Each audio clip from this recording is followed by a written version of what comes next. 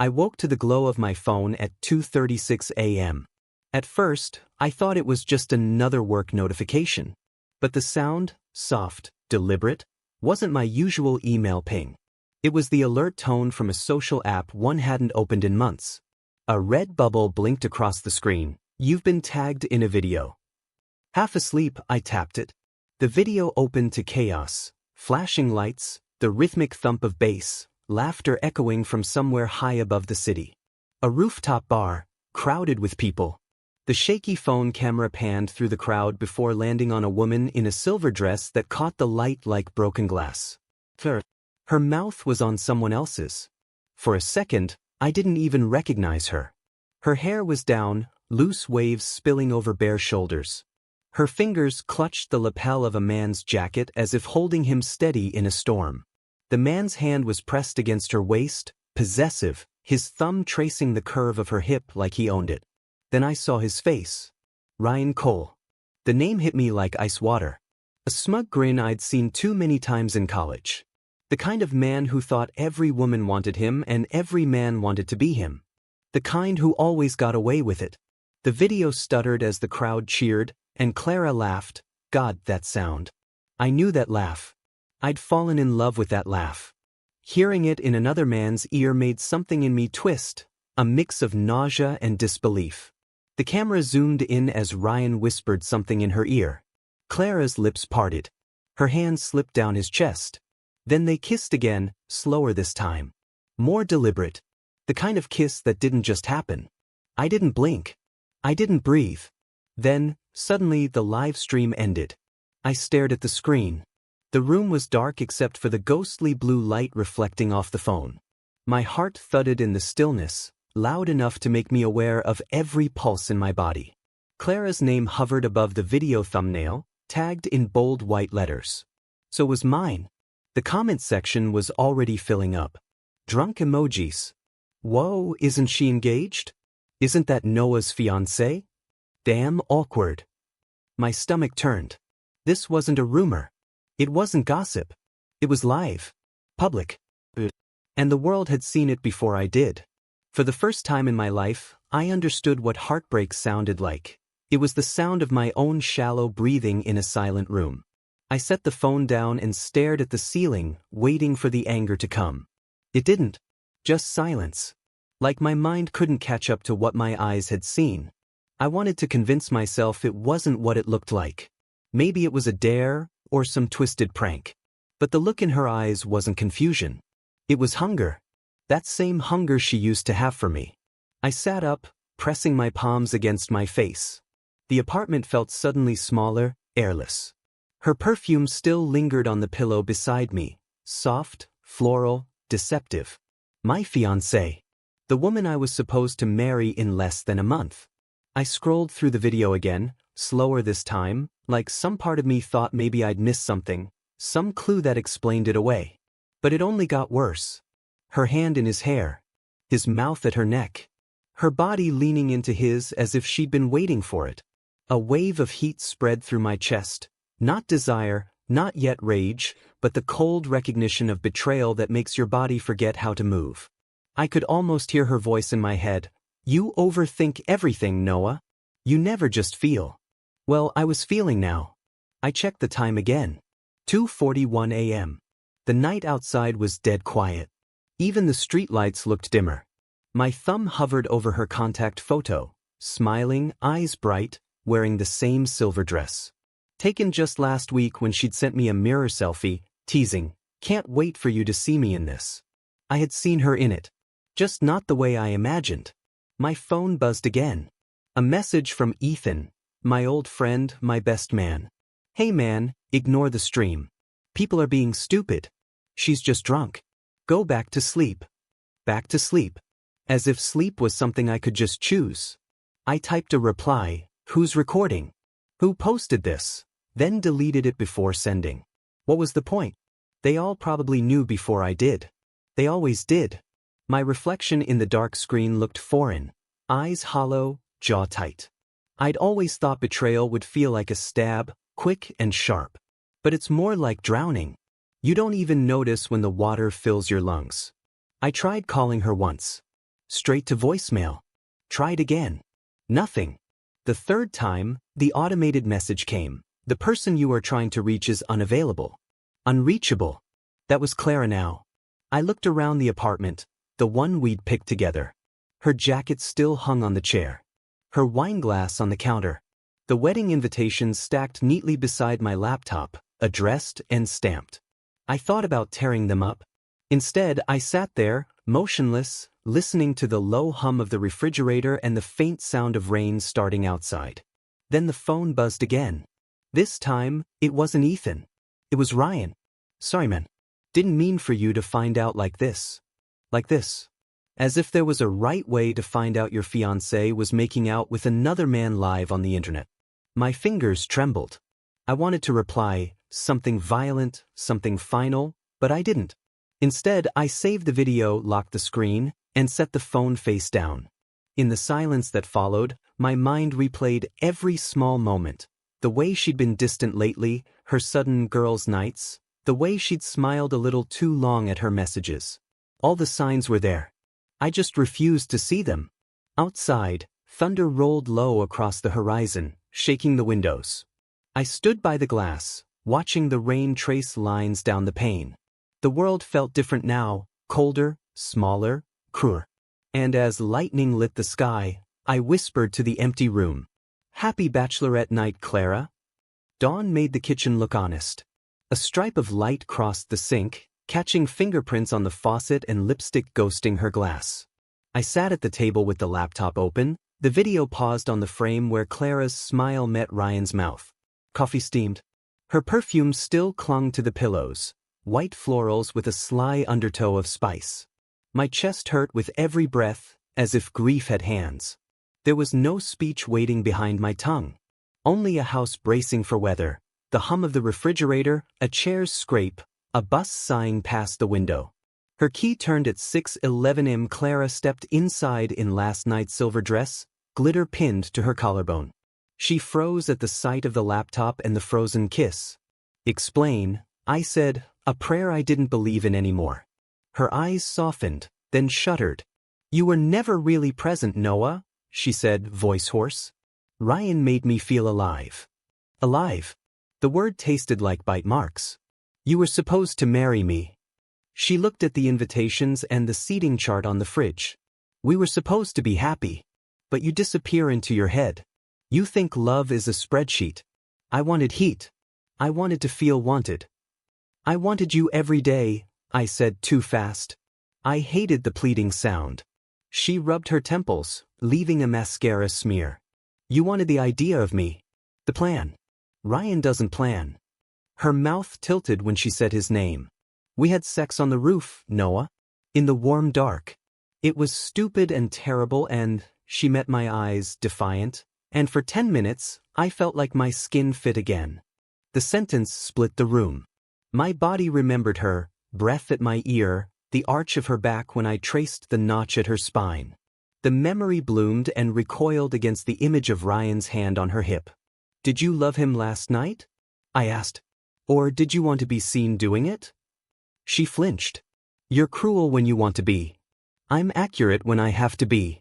I turned the screen toward her. Teeth grazed his lower lip. You were tagged in a live stream. That isn't heat, Clara.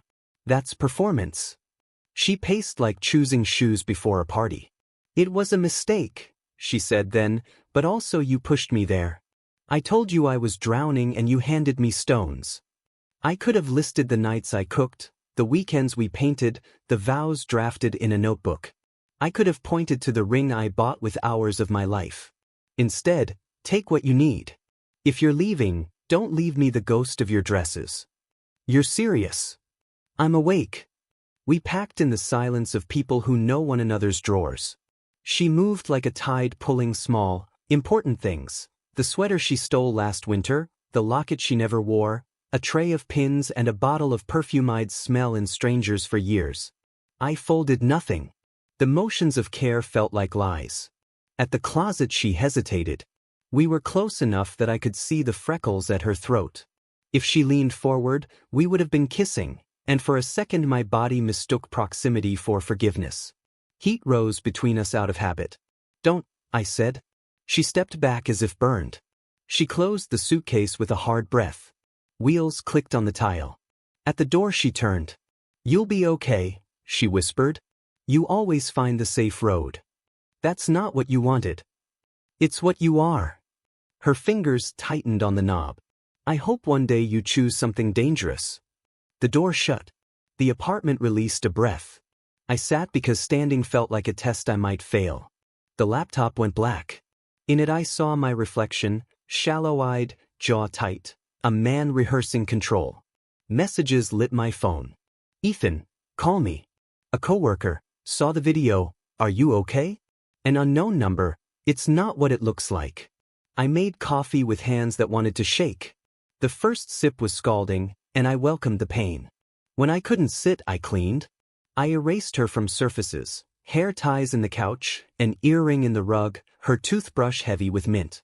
I bagged the invitations but didn't throw them away. Not yet. I'd need a relic when my brain tried to rewrite the morning into a negotiation. At 10 my boss called, tone suited for funerals and HR. "Maybe take a mental health day," he suggested. "You've been under strain." I laughed and promised to send a file. After, the laugh tasted like pennies. I showered too hot until the mirror fogged. I tried to scrub her off and found her everywhere. When the glass cleared in patches, a man with red eyes stared back.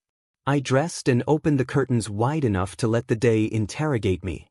By noon, the town had a verdict. Threads renamed me the tragic groom. Someone pasted my face beside a sad clown. I turned my phone off and silence rushed in like wool. I walked to the creek that cuts the city into honest and half-honest parts. The water moved with unbothered purpose. Leaves decided whether to sink or be carried. A woman jogged by with a fox-colored dog. She glanced with practiced sympathy. The dog leaned its head toward my thigh. I didn't have a treat. By late afternoon the sky turned to tin. Home smelled like my soap and the absence of her. I set her key on the counter where she used to set her rings. The tick of metal on stone sounded small and final. Night came without ceremony, and with it the first true ache of hunger. I warmed soup I couldn't taste. The chair across from me was so sharply empty it felt rude. I imagined her at her mother's, not tasting anything either, telling herself a story in which she was brave and I was safe. Before bed I opened the notebook where my vows had started and wrote one line. "The truth will not keep you warm, but it will keep you." I closed the book and slid it back on the shelf. Lights off. The window held the faint reflection of a man alone. Somewhere, music rose on another rooftop, and a laugh I knew braided into it, already far away. By noon the next day, Hollow Creek knew everything. News travels here like smoke through dry grass, fast, twisting, impossible to contain. The stream of Clara and Ryan had done what gossip always does in a small town. It fed everyone's hunger for someone else's tragedy. Within hours, I was no longer Noah Bennett, architect or groom-to-be. I was the poor bastard, the tragic groom, the headline people whispered over coffee cups. At the grocery store, the cashier, Mrs. Taylor, who once told Clara she'd cry at our wedding, avoided my eyes. The woman behind me pretended to check her phone but angled it just enough to reread the thread titled, "That Rooftop Kiss Flushed-Faced." I left the groceries behind. Appetite felt like a language I didn't speak anymore. By evening, even the air felt different, like it carried judgment. Every buzz of my phone was another knife disguised as sympathy. "Hang in there, man. She wasn't worth it anyway." And my favorite, "At least you found out before the wedding." They meant well, but their pity stung worse than anger. I deleted every app that had a feed. It didn't matter. The story found me anyway. In conversations, in the way neighbors suddenly looked too long before smiling. Hollow Creek wasn't cruel, it was curious. And curiosity here was a sport. Ryan vanished. No one had seen him since that night. A friend told me he'd left town, just until things cooled off. Clara had moved back to her mother's house across the river. 2 miles away, but it might as well have been another planet. I thought distance would help, that silence would dull the sting. Instead, it magnified it. Without the noise of her presence, I could hear every echo of what she'd said. "You were never really present, Noah." Ryan made me feel alive. Those words had burrowed into me like thorns. I kept replaying them. You were never really present. Was I that absent? Maybe I had built walls out of plans and logic, while she craved chaos and flame. Maybe love, to her, was supposed to hurt a little. Nights became the hardest. I'd pour whiskey into the same glass she used for wine and sit by the window, staring at the outline of her mother's house across the river. Sometimes, I'd catch a flicker of light through her window and imagine her there, hair tied back, maybe crying, maybe not. Sometimes I imagined Ryan there too, shirtless, laughing, and I'd drink until the image blurred. Once I drove past her house. Not to see her, I told myself, just to prove I could. Her car was in the driveway. The light was on in her room. I didn't stop. But the thought of knocking, of demanding an answer, throbbed behind my ribs like a second heartbeat. Instead, I kept driving out of town, to the empty overlook where the valley met the horizon. The same place we'd once gone after our first fight. That night, she'd kissed me in the passenger seat, trembling with frustration and want. I hate how calm you are, she'd said, dragging my hand to her thigh. You never lose control. Now, alone under the same stars, I realized she'd meant it as a warning, not a compliment. The next morning, my boss called again. Noah, I think you should take some time, he said carefully. This publicity isn't good for clients. Publicity. As if heartbreak were a marketing issue. I'll manage, I said. Just be careful what you post online. That was the irony. I hadn't posted anything. Someone else had decided my story was worth streaming. Someone else had decided humiliation was content. I went back to work that afternoon, but my hands wouldn't cooperate. The drawings blurred on the page. The measurements were perfect, but the walls I designed felt empty, lifeless. Just like the ones in my head. After dark, I walked through town again, unshaven, hood up, a ghost haunting the streets that used to feel familiar. I passed the cafe where Clara and I had our first date. The same table was occupied by two strangers now, laughing. The sound hurt in a way I couldn't explain.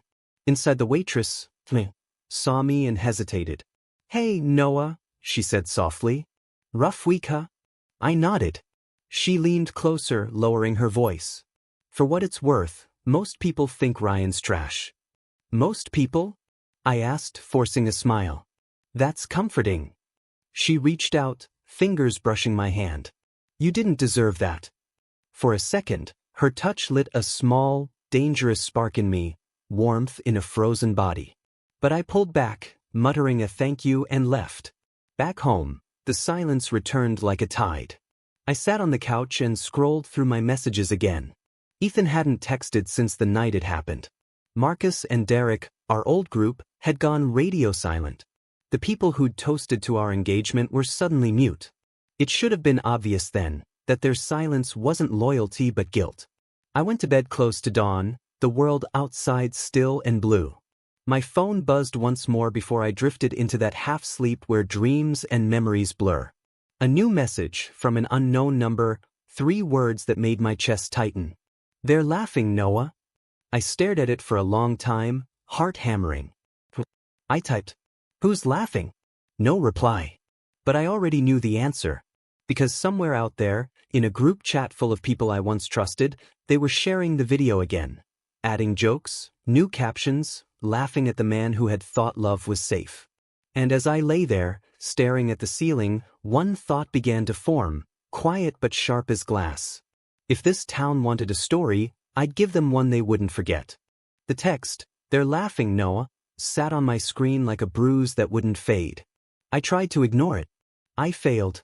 By mid-afternoon my phone finally rang with a name I recognized, Ethan. We hadn't spoken since the stream. In college he'd been the loudest voice in every room. Now, even through a speaker, he sounded like a man who believed tone alone was authority. Hey, he said. No apology. You shouldn't have posted that video. I didn't post it. Come on. Everybody thinks you did. Ice clinked on his end.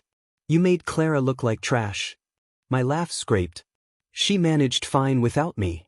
It was a bachelorette night, he said. People make mistakes. Some make them on rooftops, I said. Some make them on loudspeakers. He sighed. I'm calling as a friend. Lay low. Delete your accounts. People are saying you're unhinged. Which people? There are threads. Clips. You fighting. I defended myself. Who filmed it? Does it matter? How did you know there were threads? He stumbled a beat. Everyone knows. You think you're the only one with a phone. Who sent you to call me? No one sent me. I'm trying to help. You're flaming your own life and dragging Clara down with you. I dragged her. I kept my voice even. I went to sleep engaged and woke up tagged. You let it become content, he said, quieter. Get ahead of it. Apologize. For being hit? For the optics. Throat clear, salesman smooth. There are clients in those groups. Hollow Creek is small. You mean your clients? I said. Whose idea was it to call me dangerous? No, you're spiraling. Get off the internet, talk to a therapist, take the L gracefully. Quit trying to torch everybody else to warm your hands. Who's running the edits? I asked. The clips, the captions. Who's feeding the threads? You hear yourself, right? There is no it. There are just people. Then name them. He said my name like a warning. I let the silence stretch until it thinned. I said. How long did you know about Clara and Ryan? What? How long? Don't do this. How long? A seam ripped. He exhaled. A few weeks. The words hit like a door slamming. Weeks, I repeated. It wasn't my place to tell you. We thought it was just flirt. Then we saw them at Margot's party and you laughed, I finished. People laugh when they're uncomfortable, he said, reaching for a counselor's coat he didn't own. We didn't want to blow up your wedding over nothing. I remembered that party, colored lights, Clara in a green dress. Later, in my car, she climbed into my lap until the windows fogged. Her dress around her waist, my hands on her, strawberry lip balm, the sound she made when I whispered her name. I had taken that as proof we were okay. Maybe she was repenting in the only language she believed. Heat, skin. Maybe Ethan was 10 yards away, laughing. I would have told you, I said. It came out like a promise I could still keep for someone else. You think you're nobler than everybody, he snapped. That's your problem. You think life is a set of plans and if people follow them, no one gets hurt. People got hurt by not following them. Anyway, about the fight, you need to apologize. For the optics, I repeated. For reality. Who started the first thread? I asked. Tell me and I'll believe you're helping. It doesn't matter who hit the first domino. It does to the domino. He tried a sharper tone. Maybe Clara wanted someone who actually made her feel something. Not a spreadsheet with a pulse. She told me that, I said. Almost word for word. Did you workshop it together? Silence. Then, you need to move on. I will, I said. Soon as I know who turned my life into a circus. The town did. The internet did. Grow up. The call could have ended, but he pushed the blade. It's not like you're blameless. We noticed how many nights you pushed her away to finish models and budgets. She wanted to be wanted. Ryan gave her that. Everybody saw it coming but you. For a moment heat and shame fought inside me. I thought of the last time under the kitchen light, her sliding onto the counter to pull me in with her heels, my laptop still glowing on the table. She'd fed me strawberries after, sticky sweet, and asked if I'd ever surprise her. By being here tomorrow, I'd said. She rolled her eyes and kissed me anyway. I loved her, I said. So did everybody, he said, meaning it as a jab. And there it was, the quiet part, spoken. Everybody. Not just Ryan. I see, I said. See what? How crowded my engagement was. He made the sound of a man stepping through a doorway he misjudged. Don't twist this. No, I said. You already did. He tried one last tone, concern rehearsed to the comma. Noah, buddy, let it go. Did you laugh at me? I asked, not angry, just done. The beat. Then, almost tender, yeah man. We all did. I ended the call. Afternoon lay over the river like foil. I stood with the phone in my hand while the truth fitted itself around my ribs. Then I opened a blank note and wrote 3 names: Ethan, Marcus, Derek. The quiet in me wasn't empty anymore. It was a room with a locked door and a desk against the window. If they wanted a show, I'd give them one. Only this time, I'd do the directing. The first punch landed before I saw it coming. A shout, a blur, a glass falling. Then pain. Someone at O'Malley's had said Clara's name. Said it the way men say things when they want to get under your skin, slow, mocking, with a smirk. I didn't even remember standing up. I just remember his beer splashing across my shirt and my fist connecting with his jaw. When the world came back into focus, 2 men were dragging me off him. Phones were out, recording. I could already see the captions forming. The tragic groom loses it. I didn't stay long enough to see the rest. By morning, the clip was everywhere. At first, it was funny, memes of me with boxing gloves photoshopped on, the crowd cheering in fake commentary tracks. Then the tone changed. The video was edited, slowed down, spliced with the rooftop clip. Suddenly, I wasn't a heartbroken man. I was Noah Bennett, the unstable ex-fiancé. Local threads debated whether I was dangerous. Old classmates commented like they were experts in psychology. He always had that quiet rage. Didn't he once punch a wall in high school? You can just tell he's off. By noon, my inbox filled with concerned emails. My boss requested a meeting. When I joined the video call, he spoke carefully, as if approaching a wounded animal. Noah, maybe you should take some time away from clients. Just until things settle. Settle, I repeated. Right. We care about your well-being, he added, eyes flicking toward someone off-screen. And the company's reputation. That was the line. The one that made something in me go still. After the call, I opened every social app again, scrolling through the ashes of my name. The same faces who'd toasted at my engagement now used my pain as entertainment. And through all the noise, one thread repeated across multiple accounts. Different usernames, same phrasing errors. It wasn't organic. It was orchestrated. Someone was feeding these stories. That night, I turned off the lights and sat in the dark, watching the city's faint glow bleed through the blinds. The silence pressed heavy, like the world was waiting for me to break again. At 1:17 a.m., my phone buzzed. An unknown number. Just one line. You don't know me, but I know who's behind this. Call me. L. I stared at it, thumb hovering. It could have been a scam, another cruel joke. But curiosity cuts sharper than fear. Back. For you. Seconds later. Someone who used to work with Ethan. Someone who doesn't like unfinished business. That name hit me like a flicker of static. Ethan. The same voice that told me to apologize for being humiliated.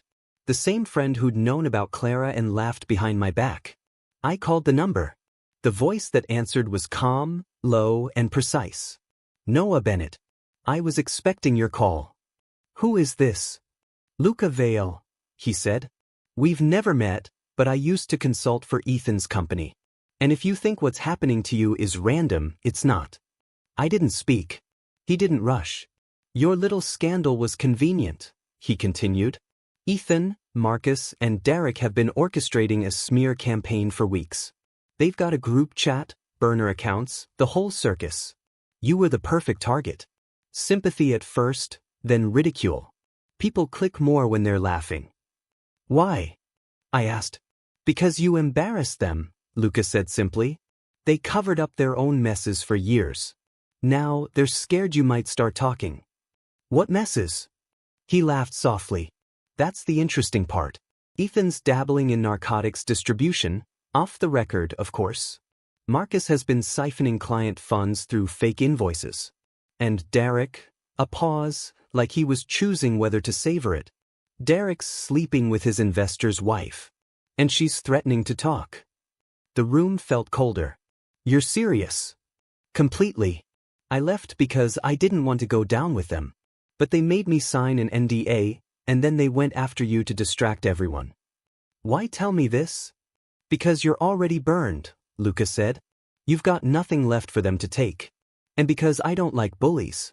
I leaned back, exhaling slowly. The pieces fit too perfectly. The silence from my friends, the timing, the clips, the perfect narrative of the unstable ex. "What do you want from me?" "Nothing," he said. "Except one thing. To finish what they started, on your terms. I have proof.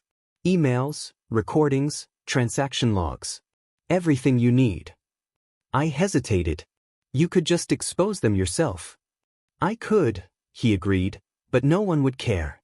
You, on the other hand, you've got the town's attention. They want a story. Give them one." I stared at the ceiling, heartbeat steady now.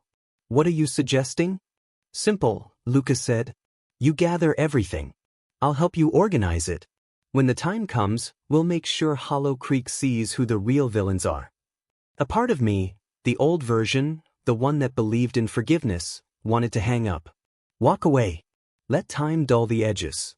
But that man was gone, replaced by someone who had watched his life become a public joke. "What's on the flash drive?" I asked. "Proof," Lucas said. "You'll know what to do with it when you see it." I didn't ask how he got my address. He hung up before I could. 10 minutes later, headlights swept across my window. A small envelope slid under my door. No note. Just a silver flash drive inside. I turned it over in my hand. The label was blank. For the first time since that night, I smiled. A small, quiet, dangerous smile. Picked a booth with his back to the wall. If they wanted me to be the villain, the way men I'd learn when they count exits. O'Rourke's was half empty, sun-faded vinyl and coffee boiled past kindness. When I stepped in, he raised 2 fingers, small, certain. "You look better than the clips," he said as I slid across from him. "Less tragic groom. More man rehearsing a verdict." "I haven't decided on a sentence." "You will." The waitress, Sloane, arrived with a pot and a smile that lingered. Loose strands framed her throat. When she poured, her wrist grazed my knuckles. The touch was nothing and it was everything. An instant of heat reminding me my body wasn't a courtroom. Sloane winked. I looked away first. Luca noticed, the corner of his mouth nicked up. "Grievable," he murmured. "You said you had proof." He set a flash drive between us, not the one from last night, another, labeled in block letters, Hollow Creek/clean. "A digest," he said. "The raw folder is too ugly for lunch." "How?" "People who think their gods reuse passwords." He tried the coffee, grimaced. "Also, I was good at my job. Ethan hides things in vacation folders. Tulum is invoices. Banff is texts. Naples is porn he hopes no one finds." The first file was a recorded Zoom. Ethan, off mute, haggling over product, price per ounce in euphemisms. Then a spreadsheet, numbers too tidy to be true. Marcus's signature on an audit pack, designed to be unread. Then a voice memo from Derek, his laugh bright with self-love, bragging in a marble kitchen about sex with an investor's wife. He said her name like a trophy. I listened with the calm of a draftsman. The lines were already drawn, I was just finding the load-bearing lies. Sloane returned with pie. "On the house," she said, setting a slice between us. Her nail, red as a warning light, traced the rim. "You from around here?" The creek sighed. "East Hill," she said. "Better sunrises." She glanced at me. "You should see one sometime." It landed like an invitation. My body did its treacherous inventory. The bow of her mouth, the tan line under her collar, the hip canted slightly like she knew audiences. Hunger flared, clean, not love, just proof that once still lived under the wreckage. When she left, Luca said, "That's what Clara meant." "What?" "Alive." He tapped the drive. "They used your restraint as a weapon. You aren't stone." "I'm trying not to be stupid." "Being alive isn't stupid. Broadcasting it is." He outlined the campaign with surgical calm. Burner accounts seeded the first jokes. 2 group chats, patio gods and market monks, handled coordination. They planted smaller humiliations for a month. A rumor I'd cheated first, a doctored clip where I shoved a waiter, a text thread with my name pasted into a threat I never wrote. Truth wasn't the point.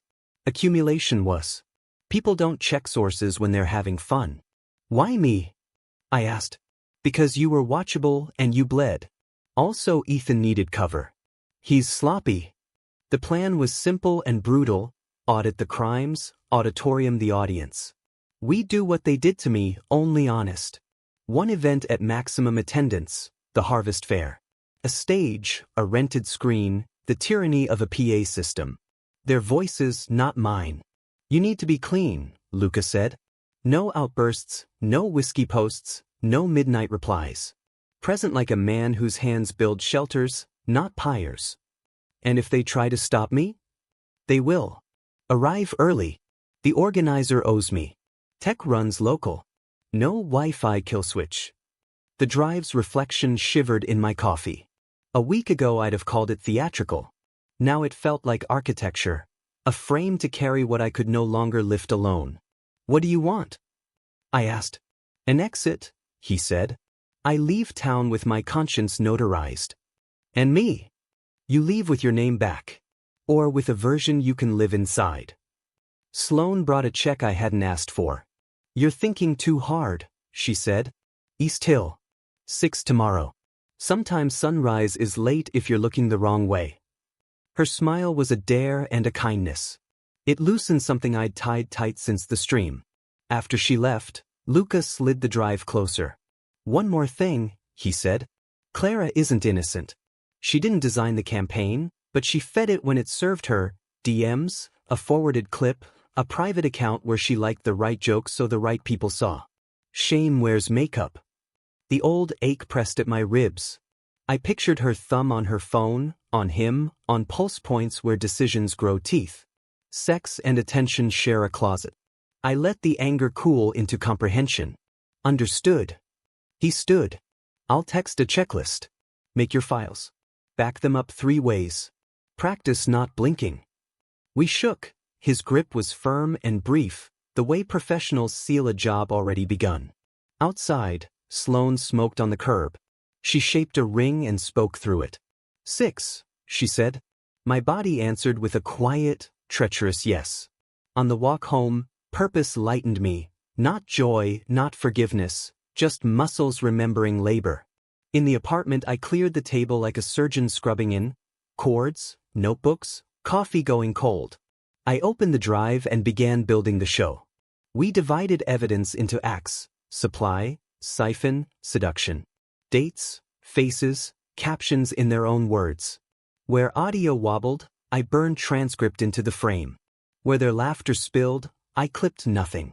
When the screen went dark I could still hear it, the bright, careless proof of men who thought the room belonged to them. Night came and the river took the day somewhere it couldn't be rewound. I thought of Clara's mouth at my ear, the vows I nearly said, the heat we mistook for safety. Then I pictured the stage, the screen, the sound of a town hearing itself. My pulse slowed to a workman's rhythm. If they wanted spectacle, I'd give them substance. If they wanted a villain, I'd give them mirrors. And in the middle of it, I would be still. The days blurred into motion, quiet, deliberate motion. I woke early, worked until dawn, slept when my eyes burned. The apartment turned into an operations room. Wires across the table, notebooks stacked with tabs, walls peppered with timelines and screenshots. I had always built structures for others. Now I was building one to burn the right bridges. Luca came every evening, bringing takeout and order. You're too close to it, he'd say, tapping the screen with a pen. The story isn't grief. It's geometry. Every angle needs a load point. We made 3 folders: proof, presentation, failsafe. Proof held the audio, emails, invoices. Presentation held the edits, tight, clean, timed to land like hammer strikes. Failsafe was the drive that would survive if they pulled the plug. Revenge, I was learning, wasn't fire. It was patience dressed as clarity. Sometimes, when I leaned back, exhaustion made me hallucinate Clara's voice at my shoulder. You never fight for anything, she'd whisper, and I'd whisper back, you were wrong. One night Luca arrived later than usual. His jacket dripped rain. His eyes carried a sleepless shine. He dropped a folder on the table. Inside were photos, Ethan and Marcus meeting at a diner, Derek handing off an envelope, Ryan in the background with that same grin. They're planning a cleanup, Luca said. You've got maybe 10 days before they try to bury what's left. Then we're early, I said. He smiled. Good. Anger's finally wearing a suit. We started scripting the show. I would speak briefly only to frame context, then let their own voices damn them. Luca insisted on polish. You can't look vengeful. You have to look inevitable. At midnight we tested the sound system on borrowed speakers. Ethan's voice spilled from them, smug, casual, unmistakable. The words about powder shipment echoed through my small living room. For a second, even Luca looked startled by the weight of what we were holding. People are going to hear this, I said. And they'll believe it? They'll believe it because they already want to, he said. They just need permission. That line stayed with me. 2 days later, I went to the fairgrounds to walk the layout. The place smelled of hay and rain, the stage half assembled near the main square. Kids ran between stalls, chasing the last of summer. For a moment, it looked like a world untouched by betrayal. The event organizer, June Harkins, met me near the ticket booth. Her eyes were skeptical but kind. Luca had told her I was doing a community presentation on digital misinformation. It wasn't a lie, it just omitted the direction of the fire.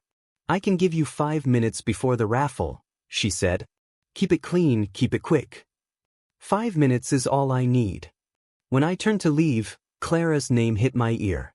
2 women at a lemonade stand whispering, "She's been staying with her mom again," one said. "Looks awful. Poor thing. Poor thing." I almost laughed. Betrayal had an odd way of rewriting sympathy. That night, I sat alone with the flash drives. Rain tapped the window. On the monitor, Clara's face appeared again, paused mid-laugh from an old video of us at the lake.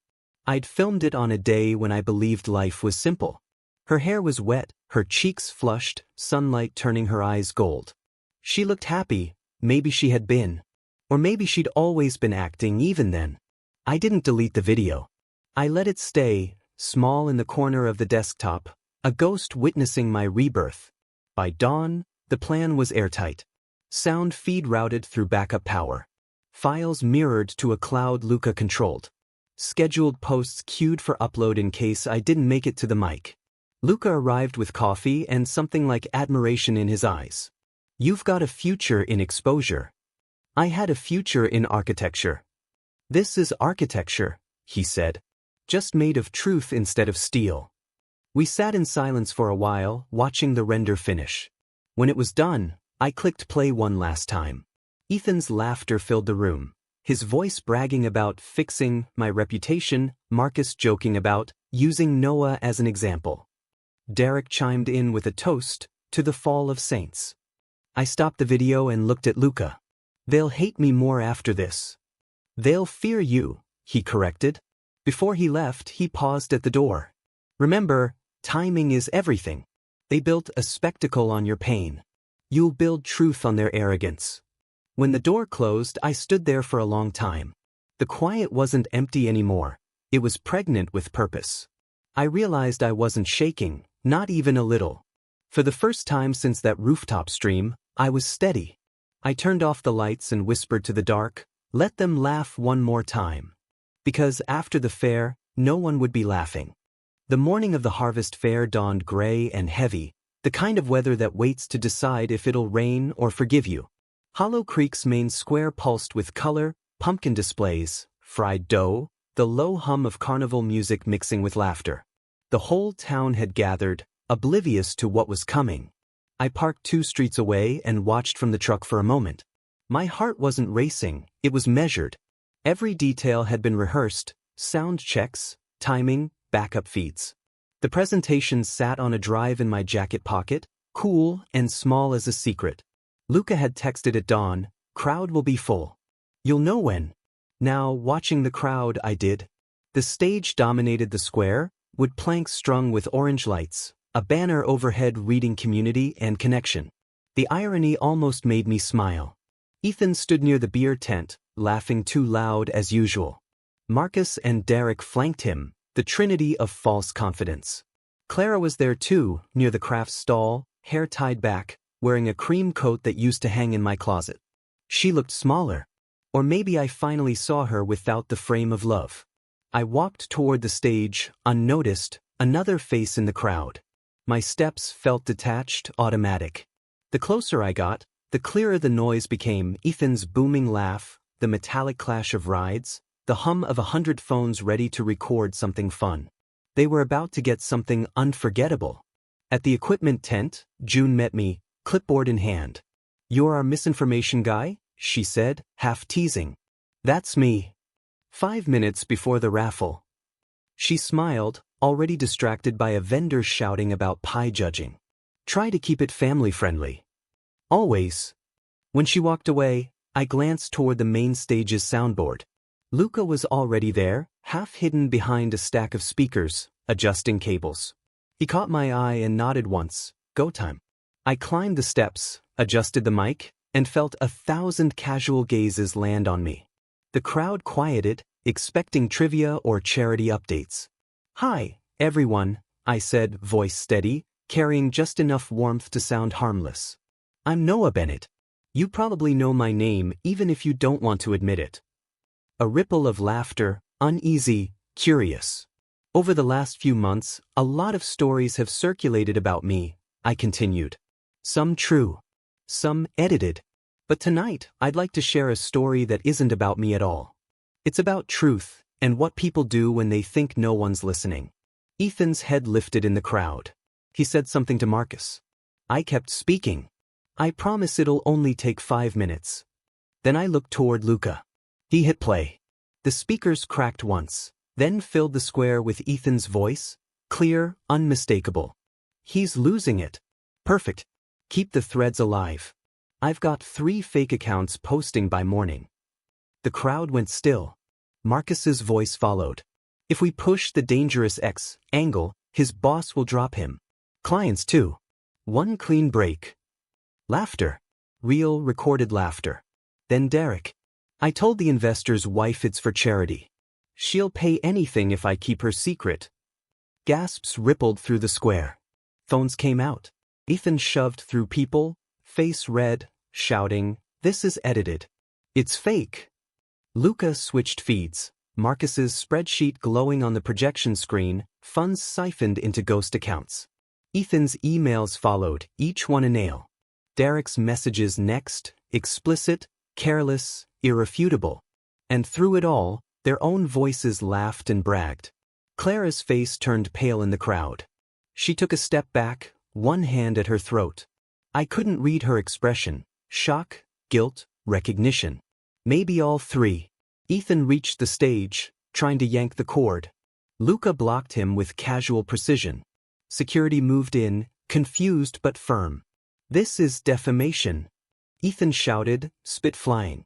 "This is evidence," I said into the mic, calm as scripture. The rain finally decided. A fine mist started falling, gentle at first, then heavier. People didn't leave. They stayed, watching, filming, whispering. Hollow Creek had its spectacle again, but this time, I was holding the camera. When the last clip ended, the silence was deeper than applause. "You wanted the truth?" I said softly. "Now you have it." For a long moment, no one moved. Then someone clapped, a single, hesitant sound. Another joined. Then more. The noise swelled, uncertain, then sure. I stepped back from the mic, letting the sound wash over me without smiling. It wasn't triumph. It was release. Ethan tried to speak, but the crowd's noise drowned him. Police lights flashed at the edge of the square. Luca had already tipped them off. Officers cut through the people like surgeons through fog. Marcus was the first to crumble, shouting about misunderstandings. Derek bolted but slipped on wet pavement. Ethan stood shaking, glaring up at me like he still couldn't believe he'd lost. I met his gaze and said nothing. Words would have been mercy. When the police led them away, the crowd shifted, no longer hungry for gossip, just stunned. I saw Clara again. She didn't look at me directly. Her eyes stayed on the wet ground between us. Then she turned and walked into the rain, coat clinging to her like consequence. Luca joined me at the base of the stage. "That," he said quietly, "was surgical. It was necessary." He nodded. "Same things sometimes."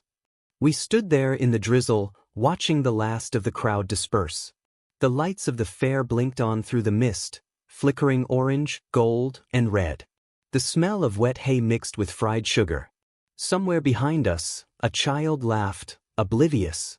It struck me then, this was what closure really looked like. Not peace. Just a clean wound where rot used to be. Luca offered his hand.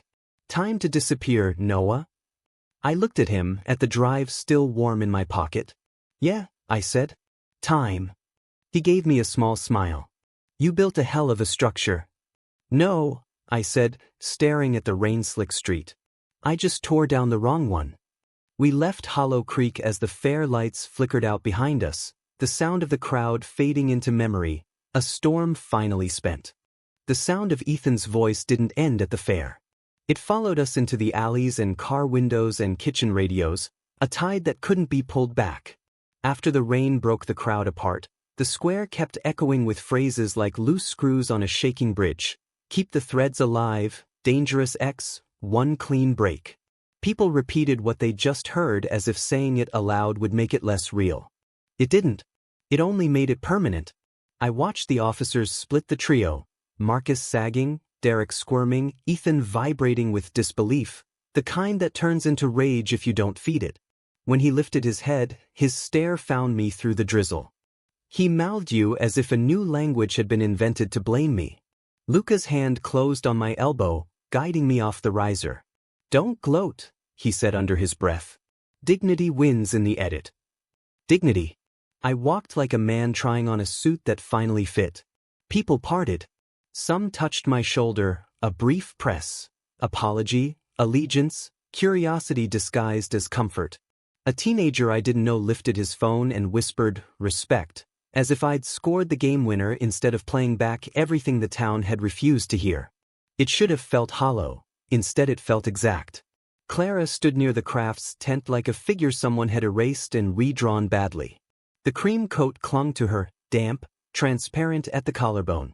Her eyes flicked to the stage, then to me, measuring whether I would set her on fire next. I didn't. I walked past and she followed, a ghost discovering she still had feet. We ended up beneath the awning of the closed bakery, the rain beating along the tin lip above us, a makeshift confession booth. You planned this, she said, voice paper-thin. I planned to stop bleeding, I said. This is what stitches look like in public. Her mouth trembled. They'll say I knew. Did you? I asked, soft as a blade. She swallowed. The pause. Not the crimes. The campaign. It made me feel less ashamed if people thought you were worse. She met my eyes then, desperate for an absolution I didn't carry anymore. I didn't mean to destroy you.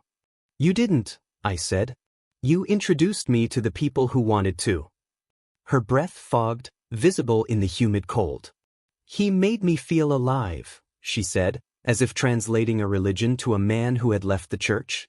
It wasn't love, not really. It was, she couldn't find the right word, so I handed it to her. Sex, I said. Performance. Permission to be someone else for a night. Her cheeks flushed in the kind of memory you can't scrub from the skin. For a heartbeat my body betrayed me, recalling the nights when she grabbed my belt and pulled me in with a hunger that made speech useless. I felt it, the old gravity, the way wanting can masquerade as meaning. Then I let it go. One is not the same as truth.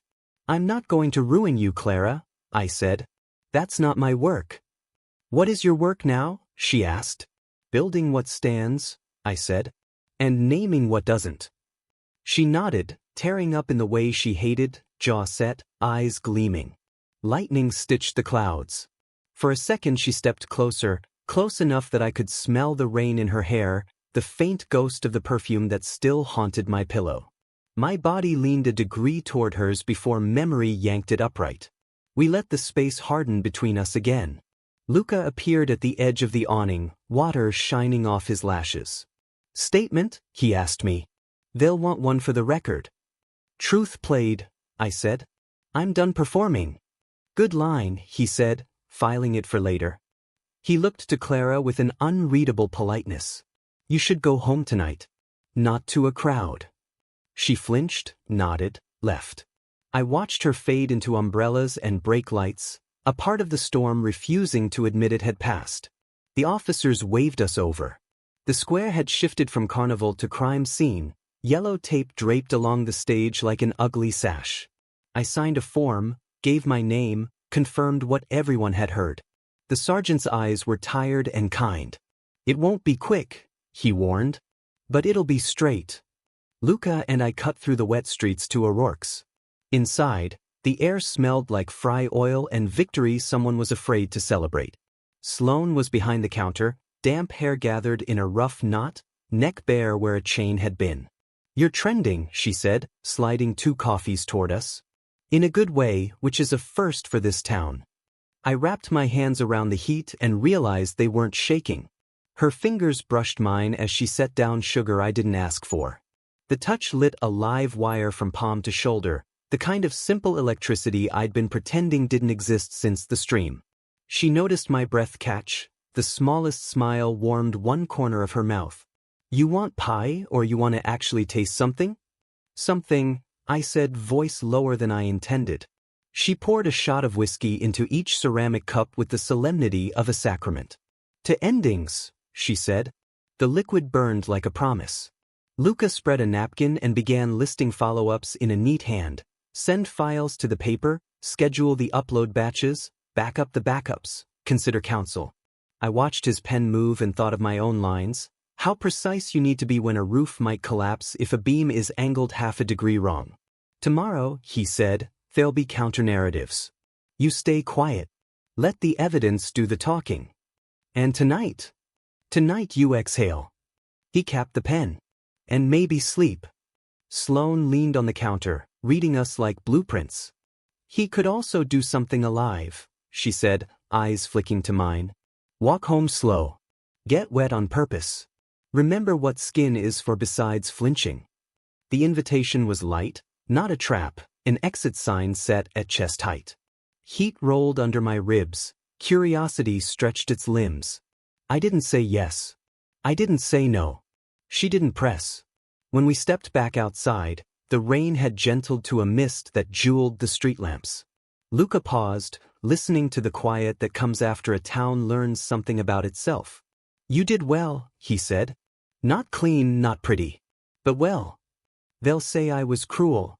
They'll also say your name without wincing," he said. "Pick your currency." We split at the corner. I walked alone toward the river, past windows where families argued about what they'd heard and what it meant for the price of trust. The water moved like a patient animal, carrying the lights in broken pieces. On the bridge, I stopped and leaned against the cold rail. For the first time since 2:36 a.m. on a different night, I let my lungs fill all the way. Across the water, a porch light blinked twice. I thought of Clara, then of Sloane, past and future, both dangerous if you called them by the wrong name.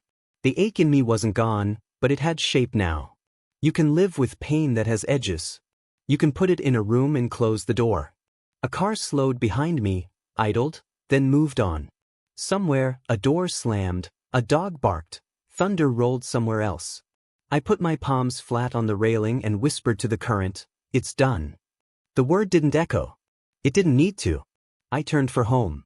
Halfway there, my phone buzzed, a message from an unknown number, just one line, "We're not finished."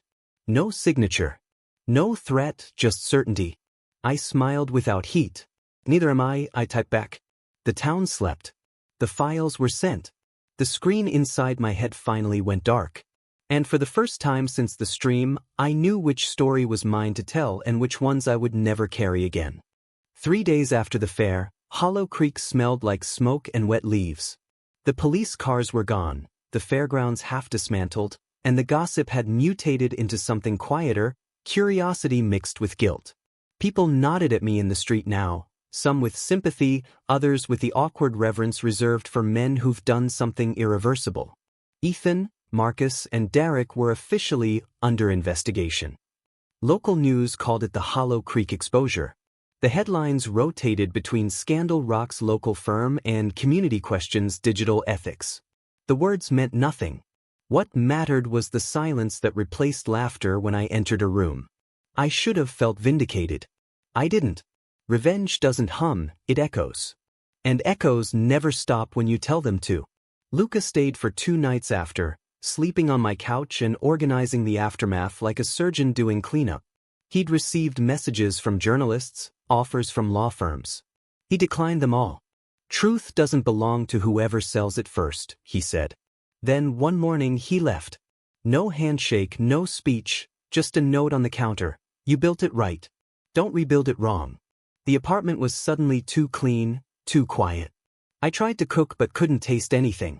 Tried to sleep but woke up at 2:36 a.m., the same cursed time as that first night, expecting to see my phone glowing again. It didn't. Just darkness. By dawn, I was in the truck. I didn't pack much.